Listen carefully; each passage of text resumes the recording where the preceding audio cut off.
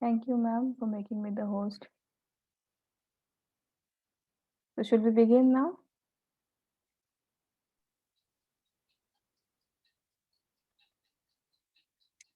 Welcome, everyone.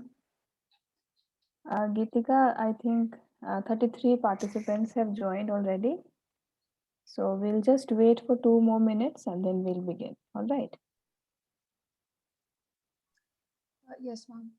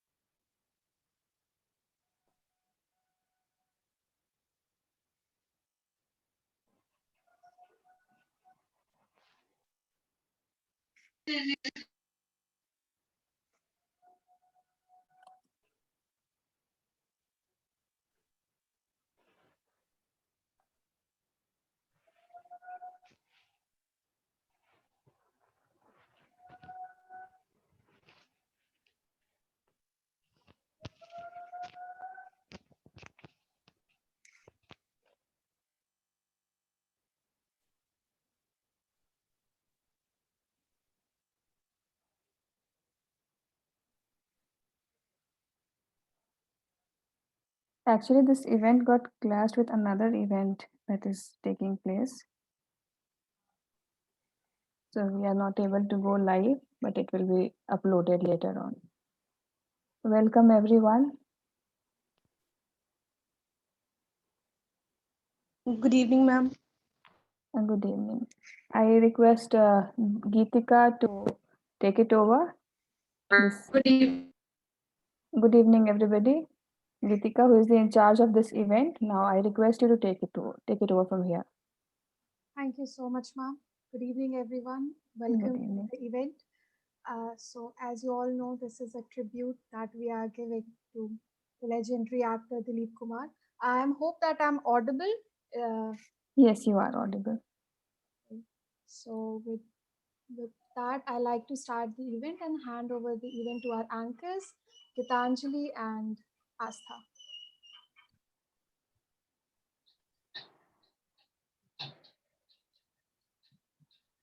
मैं तुम्हारी आंखों में अपनी मोहब्बत का इकरार देखना चाहता हूँ अनारकली। मोहब्बत माना जिंदगी बर्बाद कर देती है, पर ये क्या कम है कि मरने के बाद भी दुनिया याद करती है। अभिनय का जिसके सर पे चढ़ जाए बुखार, अभिनय का जिसके सर पे चढ़ जाए बुखार, लोगों के दिलों को जीतने वाला वो शख्स था Dilip Kumar. Good evening, respected Dr. Sister M. Rashmi AC, Principal of Patna Women's College, teachers, participants, and all my dear friends who have joined us this evening. This is Astha. This is Gitanjali, and today we all are here to celebrate the life of a man who was made for the great fame and unparalleled success. The man who always introduced himself as Yusuf Khan, but whom we know as the legendary, the dynamic Dilip Kumar.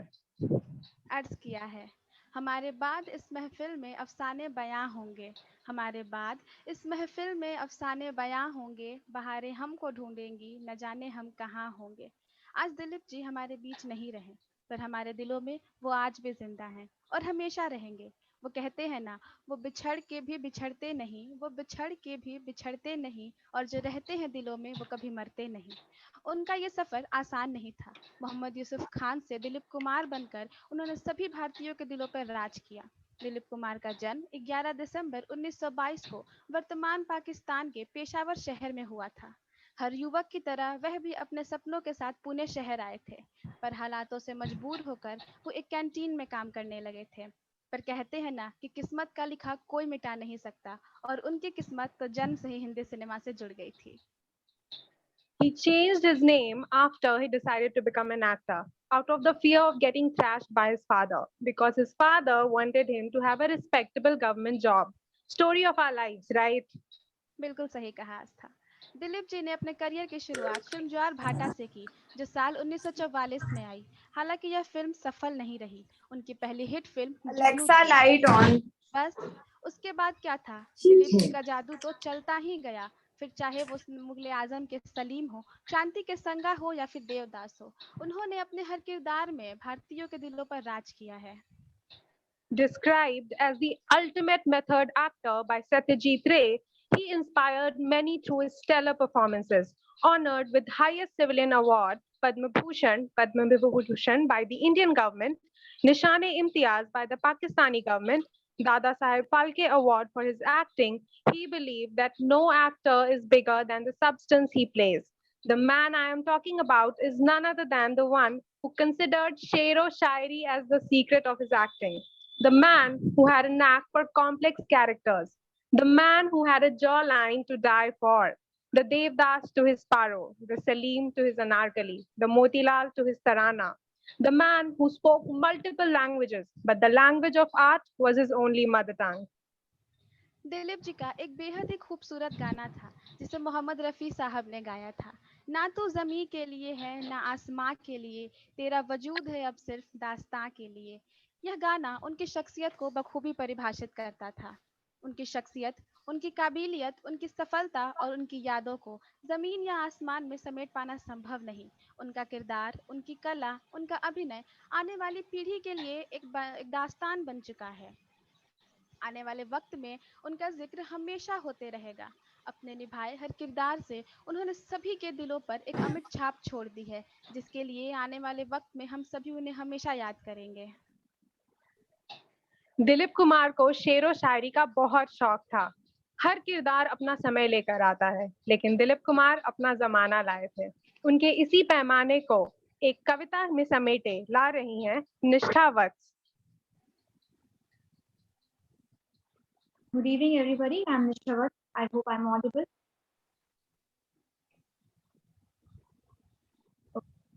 Yes, Nishtha, you're audible. Okay. तो आज किस नाम से बुलाऊं? मोहम्मद यूसुफ खान या दिलीप कुमार? क्यों बने यूसुफ खान दिलीप कुमार? कौन है दिलीप? क्या है दिलीप? ढूंढने पे मुझे पता चला कि दिलीप का अर्थ होता है उदार राजा, और वही तो थे यूसुफ। लोग किताबों में जीवनी लिखते हैं, 10 वाक्य की कविता में मैं 98 साल कैसे? जो कुछ भी मैंने एक दर्शक की हैसियत से देखा या सुना है, वो आज दिलीप जी के नाम समझते। तो कविता ये है कि बादल स्याही की प्यारी, वो बारिश खुद स्याही बनते, उसके किस्से लिखने को बूंदे हर पन्ने ही रखते। रंगमंच का वो एक किरदार कितने किरदार निभाता है, छोटे लहरों से कैसे वो बनता ज्वार। नदिया के पार है शहर, नदिया के पार है शहर उसका, क्या दिन क्या रात हर पहर उसका। अंदाज जब वो बिखराता है कुछ हलचल सा मचता है, तराना दामन में बांधे हर दाग वो मिटाता है, तराना दामन में बांधे हर दाग वो मिटाता है। आजाद सा वो एक मुसाफिर नया दौर ले आता, आधे अधूरे प्यार में वो देवदास आधे अधूरे प्यार में वो देवदास कहलाता है। अनारकली के खातिर ही तो वो सलीम बन जाता है। गंगा जमुना के संग बैराग ही वो पाता है, क्रांति का सौदागर हर किला फतेह करता है। उरे जब जब जुल्फें तेरी में वो जब जुल्फें बिखराता है, सुहाना सफर और ये मौसम हसीन खुद ही तो बन जाता है। तो ख्वाहिशें पूरी होने की दुआ अंबरवासी मांग लो, तो ख्वाहिशें पूरी होने की दुआ अंबरवासी मांग लो। टूटा वो धरती का तारा है दिलीप तुम जान लो, है दिलीप तुम जान। वाकई निष्ठा, तुम्हारी कविता को सुनकर ऐसा लगा मानो जैसे हम सब उनके सफर का एक हिस्सा रहे हो। उम्मीद है कि कविताओं के जरिए हम उन्हें हमेशा पढ़ते रहें और उनकी मौजूदगी का एहसास हमें हमेशा होते रहे। Moving on, all the world's a stage, and all the men and women merely players. They have their exits and entrances, and one man plays many parts. Apart from being an actor, Dilip Saab was a singer, orator, poet, writer, and a protective brother. To give you a sneak peek into the different characters and chapters of his life, here we are with a presentation based on his journey on Earth.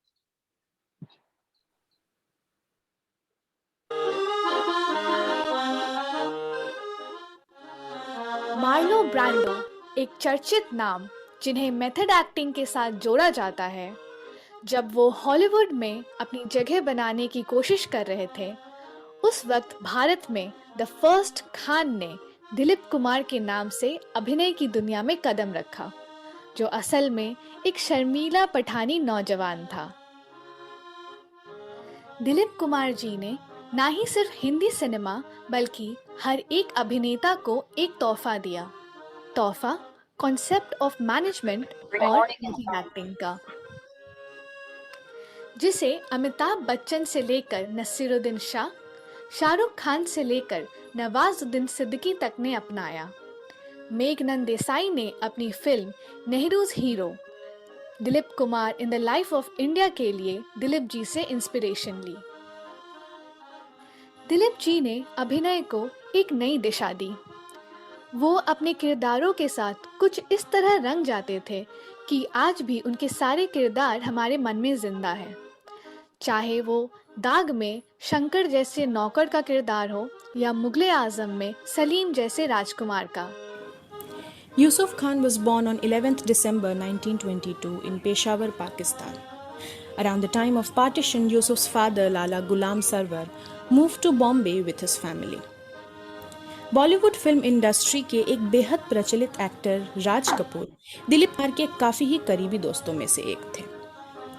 Yusuf Khan का जीवन काफ़ी ही कठिनाइयों से गुजरा। अपनी रोजी रोटी कमाने के लिए उन्होंने ब्रिटिश कैंप में, जो पुणे में स्थित था, वहां अपनी पहली नौकरी ले ली। उनका योगदान इंडियन फ्रीडम स्ट्रगल में भी कुछ कम नहीं था। देश के स्वाधीनता संग्राम में भाग लेने के लिए उन्हें एक बार पुलिस ने कस्टडी में भी लिया था, मगर उनका और बम्बई का रिश्ता तो अभी बनना शुरू ही हुआ था। एक दिन यूसुफ खान चर्च गेट पर एक ट्रेन का इंतजार कर रहे थे जब उनकी मुलाकात हुई उनके दोस्त और जाने माने साइकोलॉजिस्ट डॉक्टर मसानी से। डॉक्टर मसानी उन्हें देविका रानी के पास ले गए, जिन्होंने उन्हें देखते ही उनके अंदर के कलाकार को पहचान लिया, और इस तरह जन्म हुआ दिलीप कुमार का। 1944 में बतौर अभिनेता उन्होंने ज्वार भाटा से शुरुआत की। फिल्म में जुगनू और अंदाज उनके लिए एक टर्निंग पॉइंट साबित हुई। वैसे अंदाज पहली और आखिरी मूवी थी जिसमें उन्होंने अपने दोस्त राज कपूर के साथ काम किया। 1950 से 60s तक उन्होंने कई मूवीज की, दीदार, दाग, शिकस्त, अमर, नया दौर, तराना और देवदास। इसी दौरान उन्हें एक टाइटल ट्रेजेडी किंग से नवाजा गया। 1960 की फिल्म मुगले आजम ने बड़े पर्दे पर बॉलीवुड इंडस्ट्री के सारे रिकॉर्ड्स तोड़ दिए। It still is considered to be a commercial and an artistic epitome. 1962 में ब्रिटेन के बहुत ही बड़े जाने माने डायरेक्टर डेविड लिन ने दिलीप साहब को लॉरेंस ऑफ अरेबिया नामक फिल्म का लीड रोल ऑफर किया था, जिसे उन्होंने उस वक्त किसी कारणों से ठुकरा दिया। दिलीप जी ने अपने करियर के दौरान 1976 से लेकर 1981 तक 5 साल का ब्रेक लिया, लेकिन फिर उन्होंने फिल्मी जगत में क्रांति मूवी से एक शानदार एंट्री ली। And he continued to come up with several blockbusters like Shakti, Mashal, Saudagar and Karma. उनकी आखिरी मूवी 1998 में आई थी जिसका नाम था किला। अपने ज़माने की जानी मानी अभिनेत्री देविका रानी ने 22 साल के यूसुफ खान में वो देखा जो कभी उसने खुद भी न पहचाना होगा। देविका रानी उन्हें बॉम्बे टॉकीज प्रोडक्शन ज्वार भट्टा में देखना चाहती थी, पर यूसुफ खान ने मना कर दिया। काफ़ी मनाने पर वो मान गए और इस तरह देविका रानी ने इंडस्ट्री को दिया दिलीप कुमार। मधुबाला जी और दिलीप जी की जोड़ी काफ़ी चर्चे में रही, चाहे वो पर्दे पर हो या असल ज़िंदगी में। तराना से शुरुआत हुई थी उनकी दोस्ती की, जो नज़दीकियों में बदल गई। मूवी नया दौर के वक्त एक दौर उनके बीच भी शुरू हुआ। तकरार हुई जब दिलीप कुमार ने बिया चोपड़ा का साथ दिया और मधुबाला जी का नहीं। मुगले आजम के साथ उनका 7 साल का प्यार और तकरार दोनों ही खत्म हो गया। इस बात का गहरा असर पड़ा दिलीप जी के ऊपर। गम से बचने के लिए कॉमेडी का रुख किया दिलीप जी ने। राम और श्याम और आन जैसी बेहतरीन मूवीज की। अगली बार उनका दिल धड़का सायरा बानू जी के लिए। लड़कपन में सायरा बानू दिलीप जी को दिल दे बैठी। कुछ समय लगा दिलीप कुमार को भी सायरा बानू को एक साथी कलाकार और एक जीवन साथी के रूप में देखने में।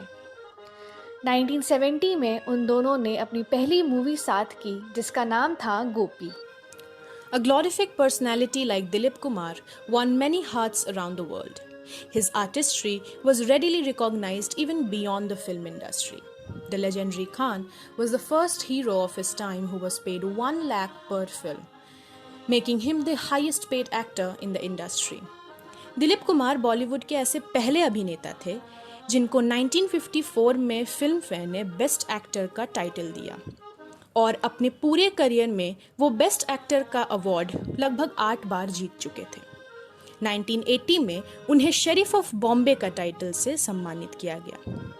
फिर 1991 में उन्हें पद्म भूषण से नवाजा गया और 1994 में उन्हें दादा साहेब फाल्के अवार्ड भी दिया गया। He was given the Civil Decoration Award of Pakistan called Nishan-e-Imtiyaz in the year 1998 and finally he received Padma Vibhushan in 2015. Dilip Kumar की एक्टिंग स्किल्स तो हर एक इंसान को आकर्षित करती है। उनके डायलॉग डिलीवरी का तरीका हो, चाहे उनकी अद्भुत कॉमिक टाइमिंग हो या फिर उनकी अदायगी हो, ये सब तो खुद में ही एक एक्टिंग स्कूल है। He was the first actor in the industry to realize that an actor's job is not just to act, but to dedicate time in understanding who and what they are trying to portray.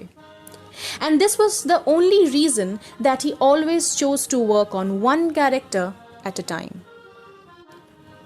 भले ही उनका कोई अपना उत्तराधिकारी या वंशज नहीं है, मगर फिर भी इस दिग्गज कलाकार और अभिनय सम्राट का मार्ग अनुसरण करके ही आने वाले कलाकार अपने अभिनय क्षमता से उनकी धरोहर को अवश्य बनाए रखेंगे।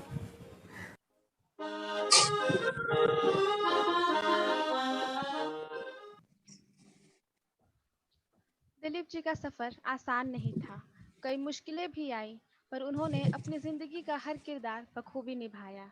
उनके सफ़र ने न जाने कितने कलाकारों को प्रेरित किया है और उम्मीद है कि आने वाले वक्त में भी उनका सफ़र कई कलाकारों को प्रेरित करता रहेगा।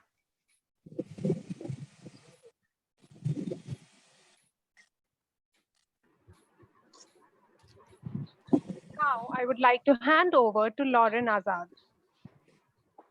Thank you, Astha. Am I audible?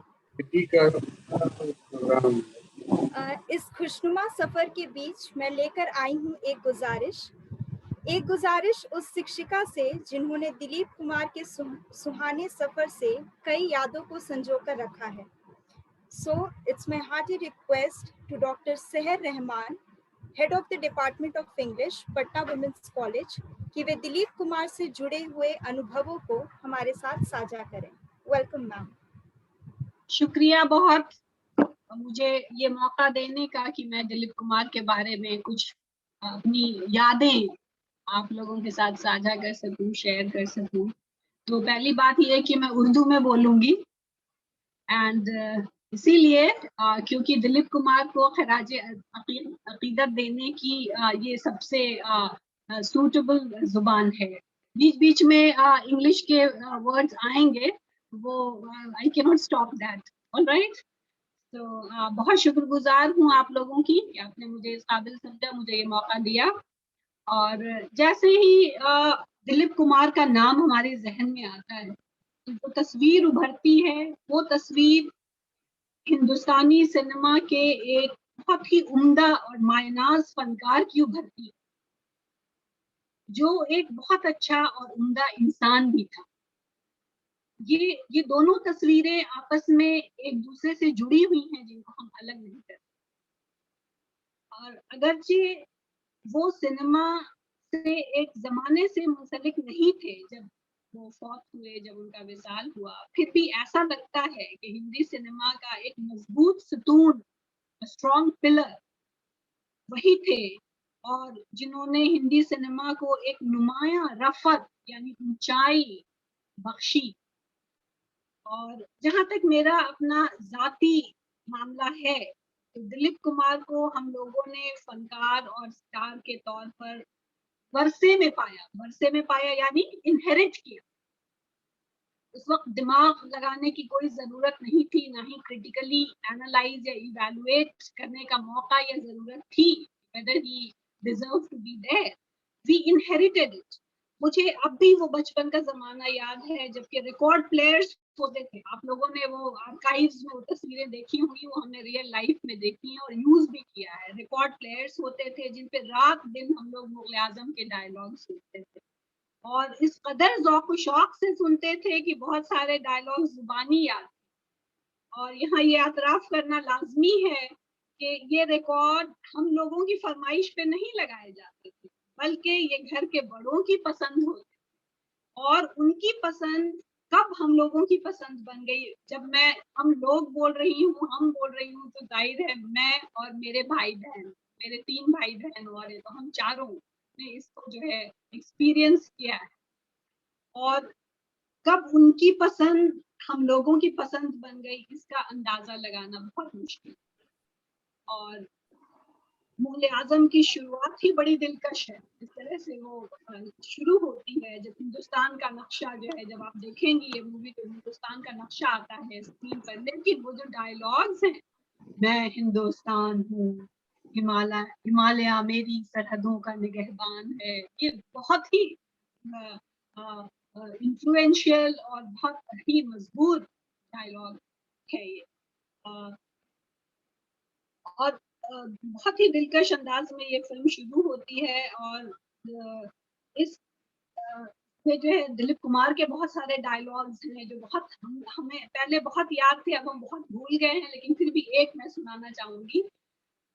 तकदीरें बदल जाती हैं, जमाना बदल जाता है, मुल्कों की तारीख बदल जाती है, शहंशाह बदल जाते हैं, मगर इस बदलती हुई दुनिया में मोहब्बत जिस इंसान का दामन थाम लेती है, इंसान नहीं बदलता।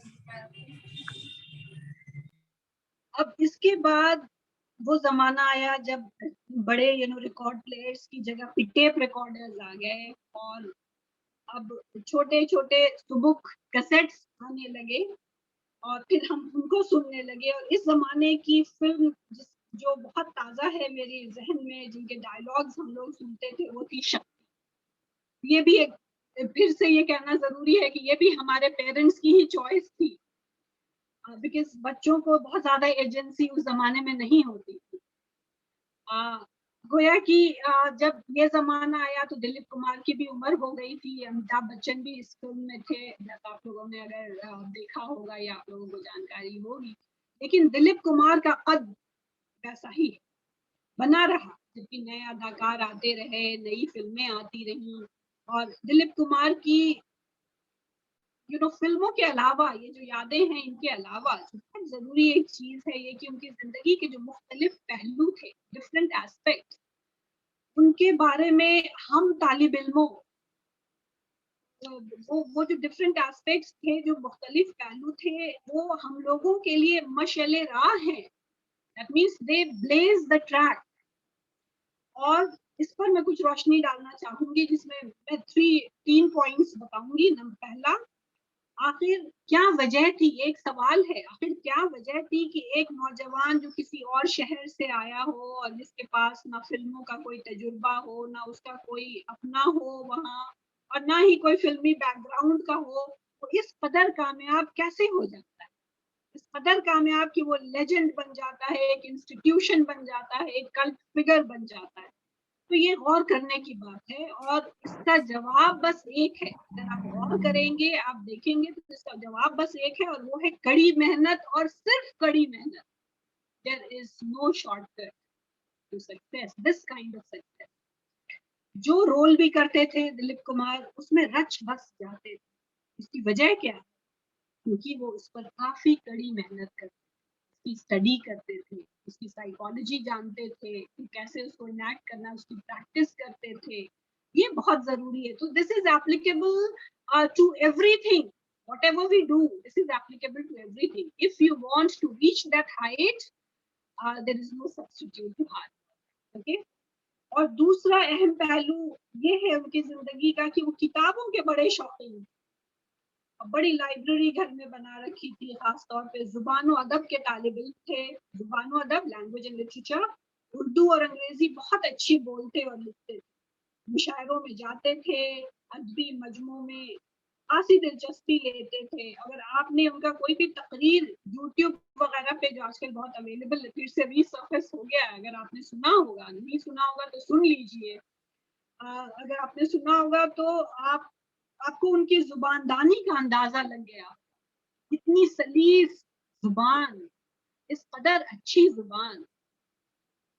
और तीसरा और निहायत अहम पहलू जो उनकी जिंदगी का था, वो था उनकी समाजी वाबस्तगी। समाजी वाबस्तगी जिसको हम सोशल कमिटमेंट कहते हैं, वो बहुत ही अहम था। जिंदगी भर वो समाजी तरक्की और पसमानदा तबकों के इदारों से जुड़े रहे, और इसका उन्होंने बहुत ज्यादा कोई इश्तेहार नहीं किया।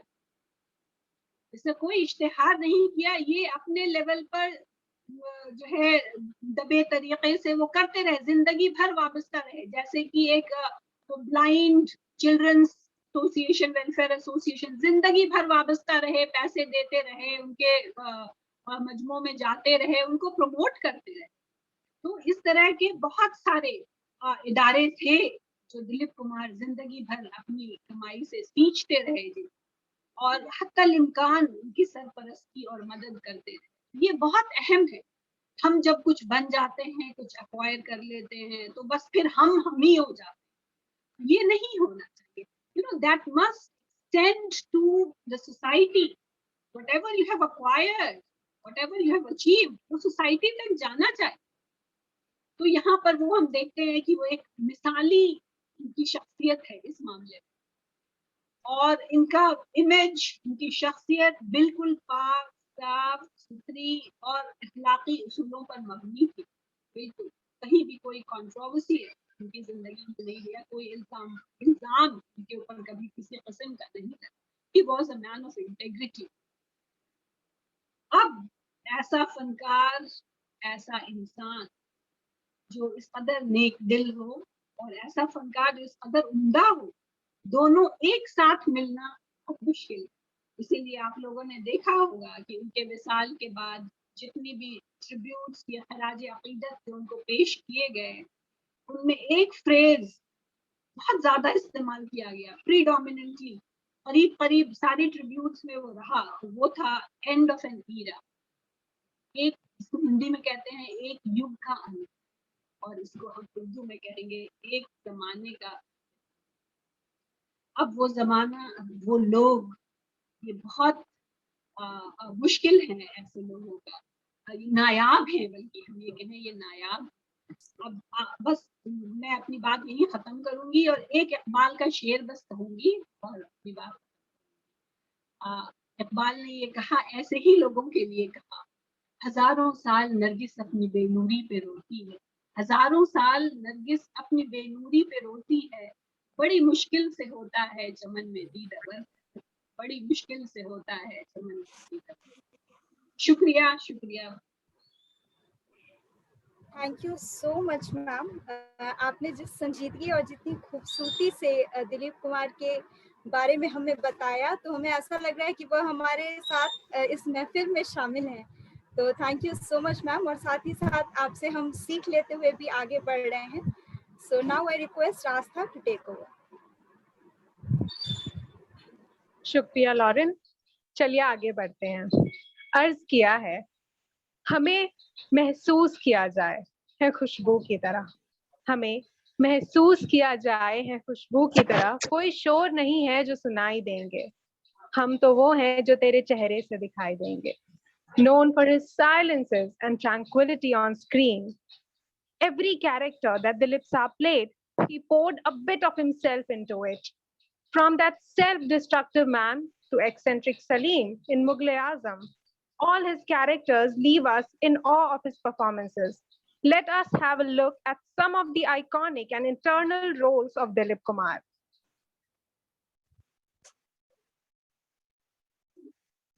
अपने अद्भुत अंदाजों के साथ अंदाज सिनेमा से न केवल भारतीय सिनेमा जगत में बल्कि संपूर्ण भारतवर्ष में प्रसिद्धि का जो सिलसिला शुरू हुआ वो हम लोगों के जहन में आज भी बरकरार है। जी हाँ, हम उन्हीं महान अभिनेता की बात कर रहे हैं जिन्होंने न केवल अपने शक्ति व्यक्त किरदारों से लोगों के दिलों पे गहरी छवि छोड़ी है बल्कि अपने हास्य किरदारों से भी लोगों का दिल जीत रखा है। दिलीप कुमार, जिन्हें हम tragedy king, legendary Khan, the first Khan of Bollywood जैसे ना जाने कितनी ही उपाधियों से नवाजा गया है, आज हमारे बीच ना होते हुए भी भारतीय सिनेमा जगत हमारी संस्कृति,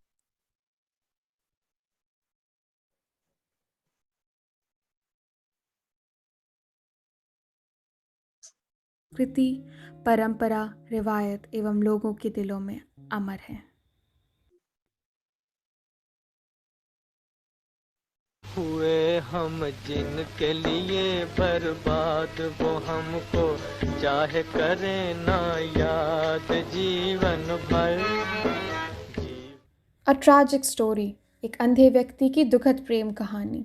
दिलीप कुमार ने इस फिल्म में शामू की भूमिका निभाई है, जो कि एक नेत्रहीन व्यक्ति है जिसके जीवन का लक्ष्य अपने बचपन के प्यार को पाना है। केवल उस लड़की की शादी उस डॉक्टर से हो जाती है जिसने शामू को उसकी दृष्टि वापस दिलाई थी। उस दौर के सितारों से भरी है ये फिल्म। अशोक कुमार, नरगिस और निम्मी जैसे सितारे हैं। क्या बात है जो इस किरदार को इतना खास बनाती है। उस ज़माने में एक अंधे व्यक्ति का किरदार बंद आंखों से दिखाया जाता था, लेकिन दिलीप कुमार ने रूढ़वादिता को तोड़ा और खुली आंखों से इस किरदार को निभाया, adding another dimension to the character.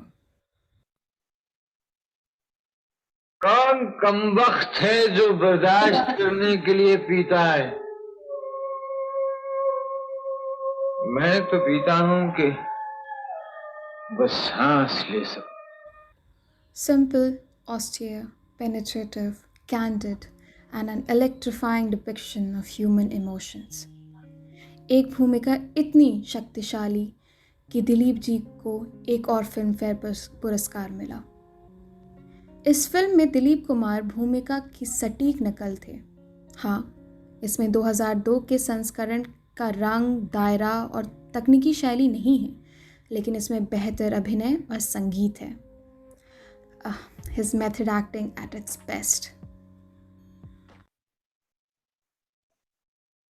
इंसाफ के पर्दे में अपनी शिकस्त का इंतकाम ही लेना चाहता है तो उसे अनारकली नहीं मिलेगी, उसे अपने बेटे की जान लेनी होगी।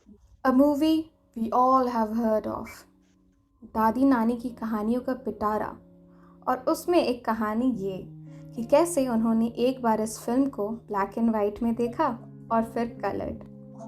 His chemistry with Madhubala in this film is mesmerizing. यह उस समय की बॉलीवुड की सबसे महंगी फिल्म थी।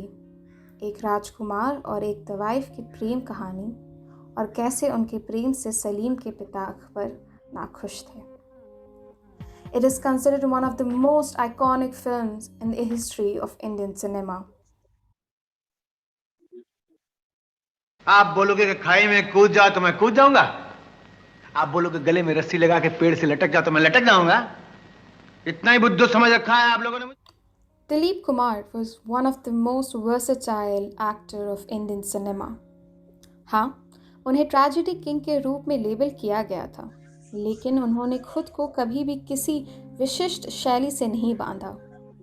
राम और श्याम उन जुड़वा बच्चों की कहानी है जो बचपन में ही अलग हो गए थे। हाँ, इस तरह के कॉन्सेप्ट वाली कई फिल्म बाद में बनी, लेकिन राम और श्याम हमेशा मील की पत्थर बने रहेंगे। हिंदी सिनेमा में जुड़वा कहानियों की बात करें तो ये अग्रणी है। A man whose sense of humor was as powerful as his gloomy face.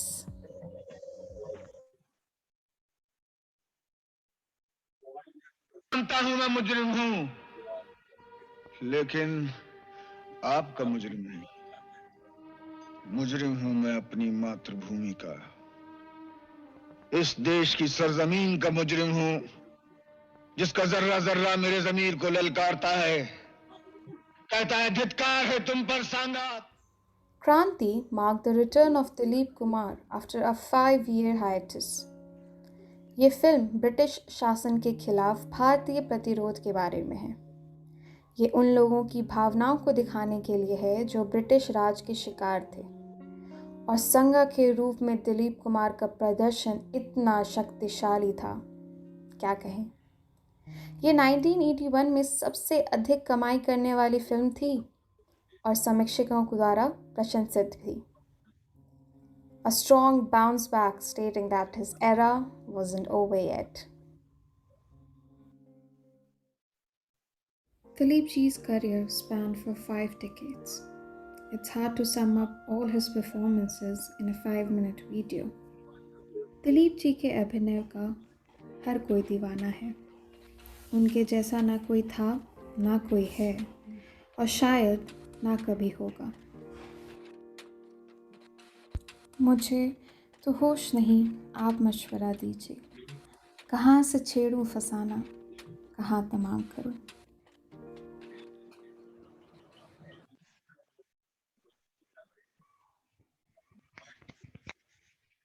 आज ये देखकर मुझे यकीन हो गया कि दिलीप जी ने बिल्कुल सही कहा था।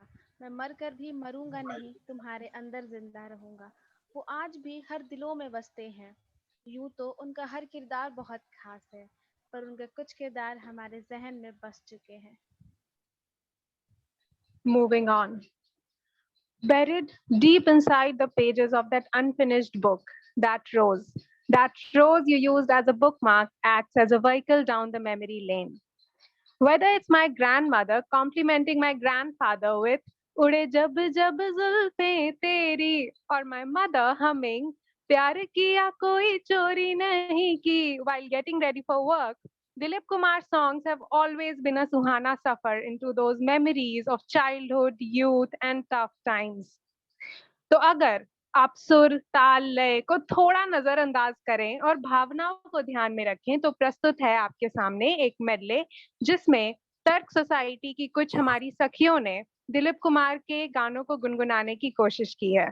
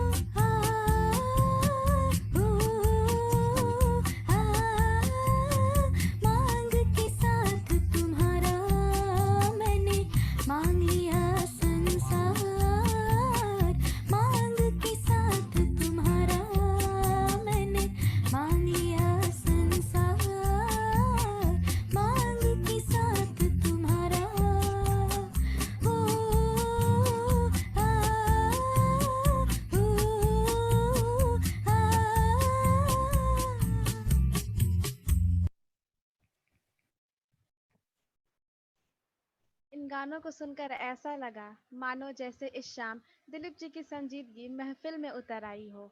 इस बात में कोई शक नहीं कि जमाना चाहे कोई भी हो, उनके गानों का जादू हर जमाने में बरकरार रहेगा। बिल्कुल। वैसे तुम्हें पता है गीतांजलि, आज भी जब मेरी दादी अपने यादों का पिटारा खोलती हैं तो उसमें सबसे पहला नाम दिलीप कुमार का आता है। बिल्कुल, और सिर्फ बुजुर्ग ही नहीं आस्था, दिलीप जी के दीवाने तो आज की पीढ़ी भी है। सच में दिलीप साहब ने मुगले आजम में भले ही कहा हो कि मेरा दिल भी आपका कोई हिंदुस्तान नहीं जिस पर आप हुकूमत करें, लेकिन दिलीप साहब ने तो हम सब के दिलों पर हुकूमत किया है। आइए दिलीप कुमार की कहानी उनकी जुबानी सुनते हैं, जिनकी यादों और दिलों पर दिलीप साहब की फिल्मों ने हमेशा हुकूमत किया है।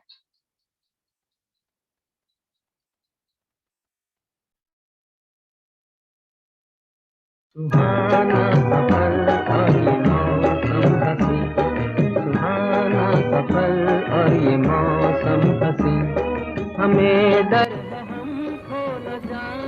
To my mind, the performances of Dilip Kumar were outstanding, to say the least.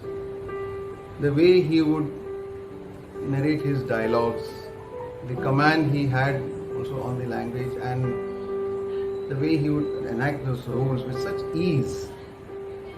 Spiritual well-being. The tragic role इन पांचों dimensions में explain. इन पांचों dimensions में जब तक You could say that he was in fact a perfectionist. Mohammad Yusuf Khan, जिन्हें हम प्यार से दिलीप साहब के नाम से जानते हैं, उनका नाम सुनते ही सबसे पहला ख्याल जो मेरे जहन में आता है वो है मुगले आजम का, जिसमें उन्होंने प्रिंस सलीम का रोल प्ले किया था। एंड उनकी एक और पॉपुलर फिल्म नया दौर। आई थिंक हम लोग बहुत ही ज़्यादा खुशनसीब हैं जिन्होंने उनकी फिल्म्स देखी है। प्यार किया तो डरना क्या, जब प्यार किया तो डरना क्या, प्यार किया कोई चोरी नहीं की, प्यार किया। हमारे मन में एक उम्दा कलाकार का छवि आ जाता है, जिन्होंने सिनेमाई जगत के माध्यम से हमारे देश को बहुत सारी प्रेरणाएं दी। अनुसरण करने का उनका मन करता है। उनकी कही हुई बात, कही हुई डायलॉग लगता है कि हमारे इर्द गिर्द चल रही है। उनके बोलने का शैली लगता है कि हमारे जीवन के आसपास ही तैरता है। कर्मा के दादा ठाकुर बहुत अच्छे थे। And even the younger generation, they used to imitate him, but nobody would stand, or they would not be in the same class or in the same league as Dilip Kumar. तड़प तड़प के कह रहा है आमिर। दिलीप कुमार साहब की बहुत सारी फिल्म है, सुपरहिट फिल्म है। एक उनका बहुत पॉपुलर सुपरहिट गाना है, सॉन्ग है उड़े जब जब जुल्फे तेरी, कवाड़ियों का दिल उड़े जब जब जुल्फे तेरी, उड़े जब जब जुल्फे तेरी, उड़े जब जब जुल्फे तेरी, कवाड़ियों का दिल मचले, कवाड़ियों का दिल मचले जिंद मेरी। दिलीप साहब जिस दौर के अभिनेता थे, वो अभिनेता के तौर पर चरित्र के हिसाब से खुद को तैयार करते थे, और इसीलिए कहते हैं पूरी दुनिया में फिल्मों में मेथड एक्टिंग के वो जनक, रियलिज्म के बहुत करीब रहने वाला एक सच्चा अभिनेता।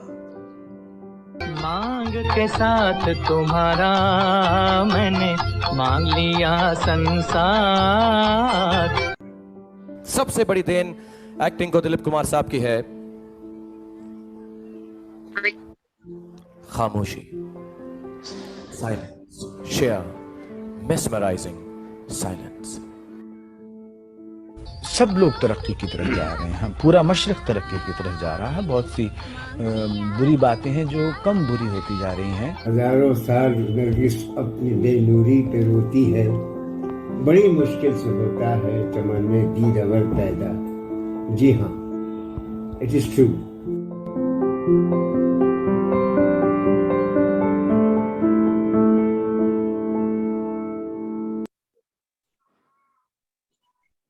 एक बात तो सच है कि दिलीप जी को चाहने के लिए न उम्र की कोई सीमा है और न पीढ़ियों का कोई दायरा। उन्हें उनके चाहने वालों के दिलों से कभी दूर नहीं किया जा सकता। बिल्कुल, अर्ज किया है, हम थम गए, वो गुजर गया। हम थम गए, वो गुजर गया, वो क्या गुजरा, सब थम गए।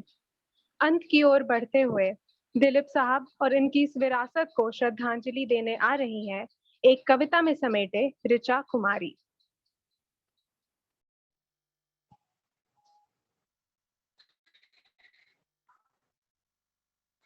पाकिस्तान में जन्म लिए, मुंबई ने तुम्हें अपनाया था। यूसुफ बन तुमने अपना बचपन वहां बिताया था। आभा भरी परिस्थिति ने तुम्हें बहुत कुछ सिखाया था। मेहनत करना सीख अपने को सच कहा था। देख तेज तुम्हारे चेहरे पर देविका रानी ने नया नाम दिया। यूसुफ खान बन दिलीप कुमार दुनिया के दिलों पर छाया था। दुनिया के दिलों पर छाया था। शुरू हुआ फिर सफर तुम्हारा, सफलता न तुम्हारे हाथ लगी। जुगनू में बन सूरज तुमने दिलों में जगह बनाया था। मेथड एक्टिंग से तुमने सफलता के शिखर को प्राप्त किया। बन ट्रेजेडी किंग तुमने प्रेम का पाठ पढ़ाया था। तब तमाम मुश्किलों से विपरीत हमें चमकना सिखा दिया। सब छोड़ फिक्र ऊंचाइयों में उड़ना हमें सिखा दिया। अपने मोहक किरदारों से दिलों में उतरना सिखा दिया और ना केवल फिल्मी नकाबों से कलम के धागों से भी ना हमें सिखा। तब फिल्म क्रांति ने तुम्हें बागी दिया। सौदागर ने सच्चा दोस्त और लीडर ने नेता बना दिया। तुमने अपने जीवन से पद्म विभूषण को पाकर तुमने भारत का गौरव बढ़ा दिया और पाकिस्तान के सर्वोच्च पुरस्कार ईशान-ए-इम्तियाज को पाकर तुमने श्रेष्ठ नागरिकता की पदवी को प्राप्त किया और फिल्म किले के साथ ही तुमने फिल्मी सफर को विराम दिया और आने वाली पीढ़ी को एक नया पैगाम दिया। तुम्हारी रोशनी ने महफिल को आज रोशन बना दिया। कशिश तो सिर्फ इतनी कि दिल ने तुम्हें चाहा और आंखों ने तुम्हें गवा दिया। आंखों ने तुम्हें गवा दिया। धन्यवाद। ऋचा ने बिल्कुल सही कहा। कशिश तो ये है कि दिल ने उन्हें पाया और आंखों ने उन्हें गवा दिया। बेशक वो आज हमारे बीच मौजूद नहीं है, पर उनके निभाए हर किरदार के जरिए वो हम सभी के दिलों में हमेशा बसते रहेंगे। Now, I request Lauren Azad to hand over the event. Thank you, Gitika. Before moving on, I request everyone कि आप लोगों के chat box पर एक Google form दिया गया है, Google feedback form है, तो kindly आप लोग उसको fill कर दीजिए। तो चलिए अब बारी है इस सुहाने सफर को एक रोमांचक मोड़ देने की। इस बात में दो मत नहीं है कि फिल्म जगत के सितारे दिलीप कुमार आज भी हमारे शिक्षक और शिक्षिकाओं के दिल पर राज करते हैं। तो हमारी ख्वाहिश है कि वे दिलीप कुमार के सफर से जुड़े अपने अनुभवों को हमारे साथ साझा करें। मैं गुजारिश करती हूँ doctor Divya Gautam ma'am from the department of mass communication कि वे दिलीप कुमार से जुड़ी अपनी मीठी यादों को हमारे साथ साझा करें। Welcome ma'am. Thank you students, thank you everyone, सबने जो मुझे ये मौका दिया कि मैं अपनी जो अंडरस्टैंडिंग है दिलीप साहब के बारे में मैं आप लोगों से शेयर करूं। सबसे पहले मैं लॉरिन को थोड़ा करेक्ट करना चाहूंगी, मैं दिव्या गौतम हूँ, डॉक्टर दिव्या गौतम नहीं। ओके, सो मैं जब दिलीप कुमार को जब भी आप पढ़ते हैं, जब भी आप उनको सुनते हैं, जब भी आप उनको देखते हैं, तो एक कहा गया है कि हम लोग सब कोई के अंदर में दिलीप कुमार हैं। हमारे जीवन में दिलीप कुमार के अलग अलग जो फिल्में हैं वो आते रहते हैं, जैसे उड़े जब जब जुल्फे तेरी से लेकर के कमबख्त कौन जीता है पीने के लिए, और फिर रिवाइंड होता है जीवन, फिर उड़े जुल्फे तेरी से। तो ये जीवन में ये चक्र जो है हमारे रोमांटिक लाइफ में ये चलता रहता है। और जब भी हम लोग दिलीप कुमार की बात करते हैं, आप लोगों ने बहुत सारी चीजें शेयर की, बहुत सारी नई चीजें जो मुझे खुद आप लोगों से, लॉरेंस से, आस्था से जानने को मिला, जो कि बहुत नया नया था मेरे लिए। सिनेमा की स्टूडेंट होने के नाते मैं कुछ चीजें जो उनके फिल्में देख करके जो मुझे लगा, मैं वो शेयर करना चाहूंगी। सबसे पहले सभी ने बताया कि उन्होंने साइलेंस को किस तरह से फिल्मों में दिखाया। तो this was the first time जब आप मैस्कुलिनिटी की जब बात करते हैं, अभी जिस तरह से टॉक्सिक मैस्कुलिनिटी जो आपको कबीर सिंह के रूप में दिखता है, और उस समय जो मैस्कुलिनिटी को दिखाया गया और उसमें और अभी में आप एक अंतर आप समझ सकते हैं कि साइलेंस और कभी आवाज तेज करने की उनको जरूरत नहीं पड़ी अपनी बातों को कहने के लिए, चाहे वो पेट्रियार्कल रोल में हो, चाहे वो सौदागर में आपने देखा होगा कि उन्होंने पेट्रियार्क का एक रोल किया है, फिर भी आप जब उनकी बातें सुनेंगे, जब उनका डायलॉग सुनेंगे, तो कभी भी आप उनको रेंज ऊपर करते हुए नहीं देखा होगा। तो ये चीजें मुझे बहुत बहुत अच्छा लगा कि मतलब ऐसे भी एक्टर हैं जो कि बहुत समय के साथ चीजें बहुत डिटोरिएट भी हुई। एंग्री यंग मैन की जो किरदार गढ़े गए, उसके बाद चीजें बहुत बहुत ही टॉक्सिक तरीके से चेंजेस होते गई। तो ये चीजें मुझे बहुत अच्छा लगा, जो कि मैं आप लोगों के साथ शेयर करना चाहूंगी। उसके बाद दूसरी चीज जो आप जब भी सिनेमा हम लोग देखते हैं, उसका एक पॉलिटिकल कॉन्टेक्स्ट होता है, सोशल कॉन्टेक्स्ट होता है। तो जब दिलीप कुमार एक्टिंग स्टार्ट किए, उस समय देश आजाद हुआ था, और उसके बाद वहाँ उनके सामने कोई एक दिलीप कुमार साहब के बाद बहुत सारे लोगों के पास इंस्पिरेशन था, लेकिन उनके पास कोई इस तरह का एक रोल मॉडल नहीं था। तो आप जानते होंगे कि एक कॉन्टेक्स्ट के तहत फिल्में बनती हैं, जैसे एग्रीकल्चर बेस्ड हमारी इकोनॉमी थी, तो उस समय नया दौर, और नया दौर में कैसे मशीन और एग्रीकल्चर बेस्ड जो इकोनॉमी है उसका एक फाइट दिखाया गया। और उस समय आपको पता होगा जो फर्स्ट 5 ईयर प्लान था, उस समय में बहुत सारी मतलब मशीन को लेकर के बहुत बहुत ऊंचे ख्यालात थे नेहरूवियन एरा में। और उस समय इस तरह की फिल्में लेके आना, जिस समय इंडस्ट्रियलाइजेशन पे इतने जोर दिए जा रहे हो, और उस समय इस तरह की फिल्में लाना, ये भी एक काउंटर कल्चर क्रिएट करने का एक एग्जाम्पल आपको देखने को मिलेगा। दूसरी बात जो कि मैंने जब उनके बारे में पढ़ा, तो पता चला कि जिस तरह से उन्होंने ड्रिंक करके बहुत सारे डायलॉग्स बोले थे, तो उस समय में जब during the time of Indira Gandhi, उनको ये कहा गया कि क्यों नहीं जो ये बर्थ कंट्रोल का जो मैसेज है वो भी सिनेमा के थ्रू दिया जाना चाहिए। तो उनका कहना था कि मतलब ये आप इंस्ट्रक्शन नहीं दे सकते, वो एक मीडियम हो सकता है, लेकिन आपका प्रचार का एक केंद्र नहीं बन सकता सिनेमा। तो जब भी आप किसी भी इंसान को पसंद करते हैं, तो उनके पर्सनल और पॉलिटिकल बहुत सारी चीजें जो आप पर्सनल लाइफ में, मैं जिस तरह से पर्सनल लाइफ में जीती हूँ, या आप ऋचा मैम को देखती हैं, या किसी भी आपके टीचर्स हैं, या आपके कलीग्स हैं, आपके फ्रेंड्स हैं, तो जो वो पर्सनल लाइफ में है, उससे भी उनका जो वो बोल रहे हैं, वो कितनी ताकत से बोल रहे हैं, उसका इम्पैक्ट आप पर कितना पड़ेगा, वो उस पर भी डिपेंड करता है कि वो पर्सनली आप अपने लाइफ में कैसे हैं। तो मैं बस यही मैं कहना चाह रही थी कि पॉलिटिकल कॉन्टेक्स्ट, सोशल कॉन्टेक्स्ट को भी उन्होंने बहुत बहुत चैलेंज किया था। बहुत समय जब उनको पाकिस्तान से जब अवार्ड मिला गया था, तो उनको जिस तरह से पाकिस्तानी स्पाई कह करके बहुत सारे जो फंडामेंटलिस्ट फोर्सेस हैं, उनको जिस तरह से क्रिटिक किए थे, और उन्होंने जिस तरह से इसको पॉजिटिव तरीके से उन्होंने जो जिस तरह से अपने साइलेंस से उन लोगों को जवाब दिया था, वो भी हम लोगों को सीखना होगा। कि ये बहुत सारे समय में जब आप बात करते हैं दिलीप कुमार की, तो उनके जो रोमांस की जब बात करूं, मैं रोमांटिक मूवी मुझे बहुत पसंद है। तो रोमांस करने के तरीके पे मैं बोलना चाहूंगी कि फेदर का इस्तेमाल, जो आप मुगले आजम फिल्म देखें तो उसमें आपने देखा है कभी कि फेदर का इस्तेमाल जो किया गया है उसमें रोमांस को दिखाने के लिए, तो इट वाज ब्यूटीफुल। सो उसके बाद दूसरी दूसरी चीज जो ये टांगा चलाते हुए उन्होंने जो गाना गाया है, तो आप अपनी महबूबा को देखते हुए भी टांगा चला सकते हैं, वो चीजें आपको उनकी उनकी फिल्मों में आपको दिखेगा। तो मैं जो उनका रोमांस दिखाने का बहुत बोरिंग भी तरीका था पहले, उसके बाद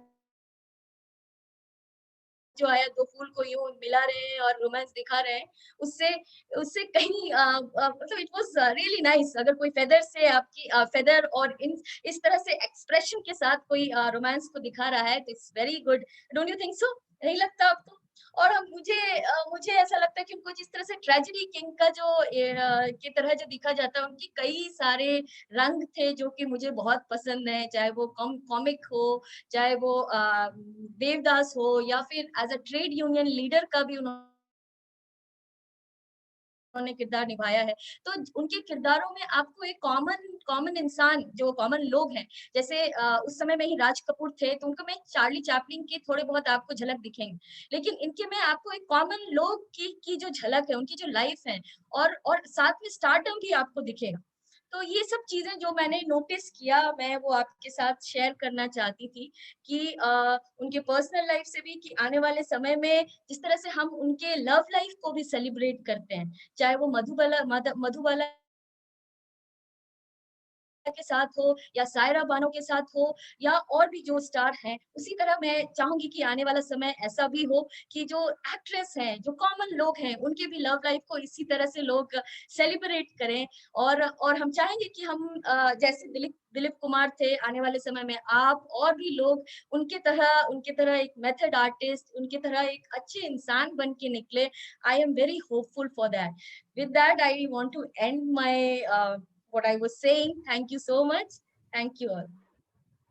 Thank you so much, Divya ma'am. It was a pleasure listening to you. और जिस तरीके से आपने दिलीप कुमार के रोमांटिक लाइफ पर जो प्रकाश डाला है, उसके बाद हमारी भी उम्मीद है कि इस तरीके का जो ट्रेंड है वो आगे आने वाले समय में हिंदी सिनेमा में बना रहे। So thank you so much ma'am. अब मैं गुजारिश करती हूँ Apoorva Paul ma'am from the department of English कि वह एक सुरीले गाने के जरिए दिलीप कुमार की मीठी यादों को ताज़ा करें। Welcome ma'am.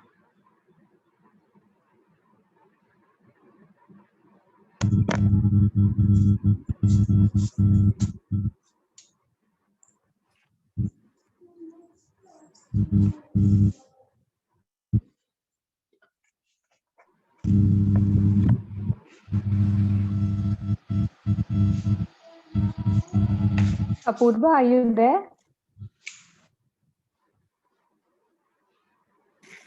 लॉरिन, हम अब्दुल सर को बुला सकते हैं if he is there. Now I request Dr. Abdul sir to kindly share his views with his experience about Dilip Kumar. Welcome, sir.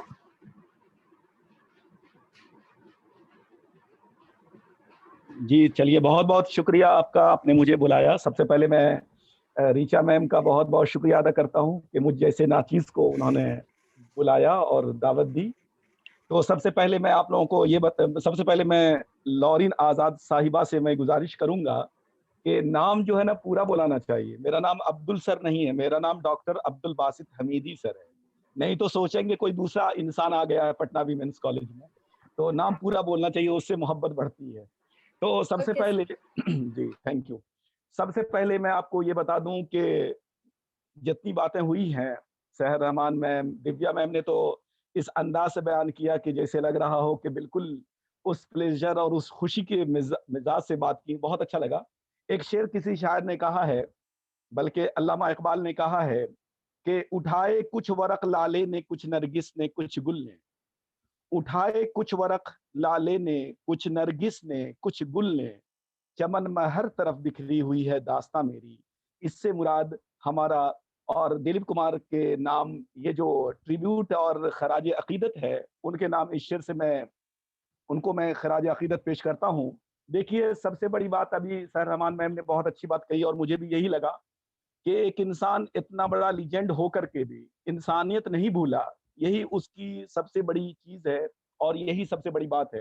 क्योंकि अल्लामा इकबाल के से पहले जो एक शायर थे जिनका नाम आप लोग अच्छे से पढ़ते भी होंगे, मिर्जा गालिब ने एक जगह लिखा था कि इंसान होना इतना आसान नहीं है।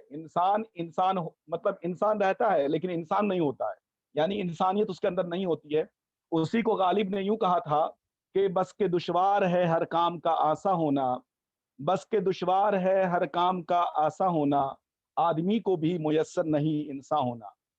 बस आखिर में मैं आपको ये बता दूं कि पूरे दिलीप कुमार की शख्सियत, उनकी लाइफ, उनका स्ट्रगल, उनकी तमाम चीज़ें पढ़ने के बाद यही मुझे समझ में आता है कि आज भी अगर हम उनको खिराज अक़ीदत देते हैं, तो सच्ची खिराज अक़ीदत ये होगी कि उनका जो मिशन था, उनका जो विज़न था, उसको आम करना है और एक-एक लोग तक पहुँचाना है।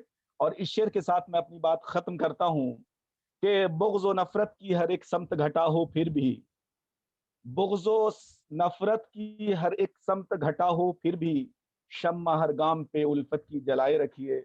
इसी के साथ मैं अपनी बात ख़त्म करता हूँ। बहुत-बहुत शुक्रिया। आपका बहुत बहुत शुक्रिया sir for enlightening us with your views. और साथ ही मैं माफ़ी मांगूंगी मेरी गलती के लिए, जो अगली बार से मैं बिल्कुल ध्यान रखूंगी इस बात का। So now I request if Apoorva ma'am is there with us. Unfortunately, she cannot join. No, I am. Oh, I okay, am there. thank God. Okay. Network issue. The last moment. Okay. Okay. Yes. Welcome, ma'am. Over to you. Yes. Thank you, Lauren. सबसे पहले तो ये जो इतनी भावपूर्ण मतलब एक tribute दिया जा रहा है, इसके बारे में यही कहना चाहूंगी कि ऋचा मैम के इस थॉट प्रोसेस के लिए सबसे ज्यादा उनको धन्यवाद देना चाहूंगी कि आपने उस जेनरेशन से ये काम कराया है। जहां तक मेरा अनुमान है कि कोई भी उस वक्त किसी का भी उस वक्त जन्म नहीं हुआ था, और जिस तरह आस्था ने बार बार कहा कि दादी जी और मम्मी पापा का जो रेफरेंस दिया है उसने, इससे ये साफ साबित होता है कि वो ऐसी दौर का बात कर रहे हैं, ऐसी दौर की बात कर रहे हैं सिनेमा की, जहां अभी का जो समय है इंस्टाग्राम और ये जो जिस तरह के गाने बन रहे हैं, मूवीज बन रही है, उससे कहीं नाता नहीं है। तो आपने ये जो लिंक जोड़ा है, ये बहुत ही महत्वपूर्ण लिंक है और ये जरूरी था, ये बहुत ज्यादा जरूरी था हमारे स्टूडेंट्स के लिए, सबके लिए। और एक्चुअली में पता चल रहा है कि हाँ, हमने भी बहुत मतलब इसको नेग्लेक्ट नहीं किया जा सकता कि हमने भी सारी मूवीज नहीं देखी है, कुछ देखी है जो वो जैसे हमारी हेड सर मैम कह रही थी कि मतलब टीवी पे आया जाता था और हमारे पेरेंट्स ये फोर्स करते थे कि हम देखें। तो उसी तरह उस हिसाब से ये प्यार डेवलप हुआ सिनेमा के लिए और स्पेसिफिकली दिलीप साहब के लिए। और ज्यादा कुछ तो मेरे पास है नहीं कहने के लिए, क्योंकि दिव्या मैम ने इतना अच्छा एनालिसिस दिया, सहर मैम ने कहा, सर ने कहा, इतनी अच्छी बातें कही इस बारे में, और स्टूडेंट्स का प्रेजेंटेशन बहुत अच्छा था। और बस क्योंकि थोड़ा बहुत गाने का शौक रखती हूँ, तो बस इतना ही एक कुछ लफ्ज, कुछ जो गाना अभी के टाइम में सूट करता है, क्योंकि उनकी जो इतनी सारी फिल्म है देशभक्ति से रिलेटेड, उस पे नजर देते हुए मेरे पास बस यही एक गाना याद आ रहा है। मेरा कर्मा तू, मेरा धर्मा तू, तेरा सब कुछ मैं, मेरा सब कुछ तू।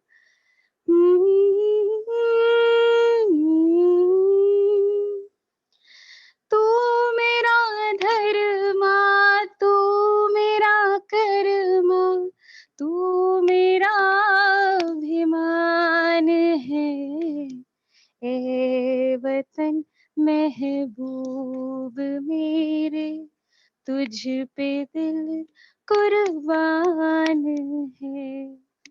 हम जिएंगे और मरेंगे ऐ वतन तेरे लिए, दिल दिया है जान की देंगे ऐ वतन तेरे लिए। Thank you. Thank you so much ma'am. इस तराने के साथ हम शाम के आखिरी मोड़ पर पहुंच चुके हैं। सभी पार्टिसिपेंट्स, हमारे जितने भी ऑडियंस में जुड़े हुए लोग हैं, हमारी सारी टीचर्स, उन सभी का बहुत बहुत शुक्रिया कि आप लोगों ने शाम की महफिल को इतना रंगीन बना दिया। And coming to the last part of the event, now I would like to hand over it to Ramsha. Thank you so much, Lauren. Before Ramsha says, I have to thank a few people personally. Yes, ma'am. So, yeah. Thank you so much, Seher ma'am, Divya ma'am, Abdul Basit Hamidi sir, and Apurva Paul. And special thanks to Gitika, who was in charge of this event. And Lauren, Astha, Gitanjali, Arundhati, and Simran for putting these things together. And now for the formal vote of thanks, Ramsha, over to you. Thank you, ma'am. Honorable Principal, Dr. Sister M. Rashmi AC, Vice Principal, Sister M. Tanisha AC, Dr. Richa, Coordinator, Tag Debating Society and Dakhal Theatre Society, faculty members of different departments, members of Tag and Dakhal, and all those who graced us with their presence. It's my privilege to offer thanks on this occasion. आज का ये सुहाना सफर तब तक अधूरा है जब तक इस सफर को सुहाना बनाने वालों का शुक्रिया अदा ना किया जाए। तर्क और दखल की ओर से सबसे पहले मैं हमारी प्रधानाचार्य डॉक्टर सिस्टर एम रश्मि एसी का बहुत बहुत आभार व्यक्त करना चाहती हूँ, जिन्होंने हमें ये अवसर प्रदान किया। Thank you so much sister for always being our pillar of support. मैं डॉक्टर रिचा मैम का धन्यवाद करना चाहूँगी, जिन्होंने हमें अपनी प्रतिभा और कौशल दिखाने के लिए ये मंच प्रदान किया है। Thank you so much ma'am for your utmost guidance. मैं भावना मैम का भी धन्यवाद करना चाहूँगी, जिन्होंने आज के इवेंट के लिए लिंक प्रदान किया है। And also thank you Abdul Basit Hamidi sir for being such a great help. इस तरह के इवेंट को अंजाम देने के लिए सामूहिक प्रयास की आवश्यकता होती है।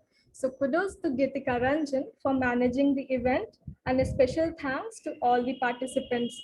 Thank you Gitanjali, Astha, Lauren, Arundhati, Simran, Nishtha, Richa Kumari, Isha Jaswal, Anushka, Soni Kumari, Sakshi, Sarika, Anya Pandey, Sumedha, Mahi Gautam, Nisha, Kirti Novel for participating and making a mere plan come to life.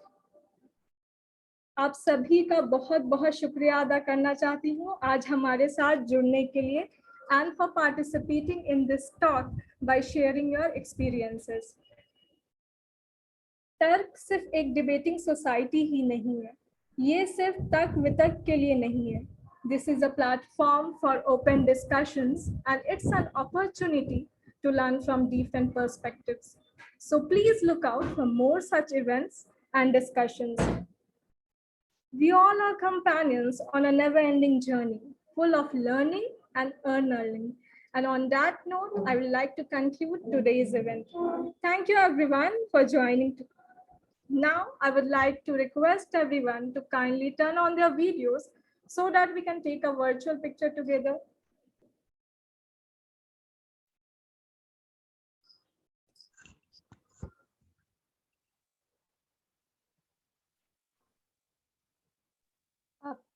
Everyone, please switch on your camera, especially the speakers of today's evening, so that we can have a picture.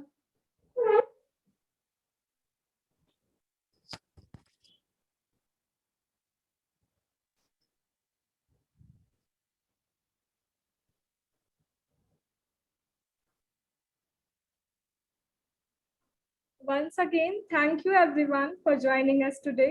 Have a good night. I like to end with a few notes. Thank you everyone for joining, and this was an attempt from our side. जैसे ma'am ने कहा, पूर्वा ma'am ने, that we are a generation जिन्होंने सिर्फ दिलीप जी को पर्दे पे देखा है, and this was an attempt to give him give his character a justice, his performances a justice, and hope you liked it. Have a very good evening, everyone, and a good night. कोई बात नहीं, ये मेरे college का वो नहीं है, मतलब डिपार्टमेंटल है. Thank you, everyone. Thank you for joining. Thank you, everyone, once again. Good night. Thank you, ma'am. Thank you, ma'am.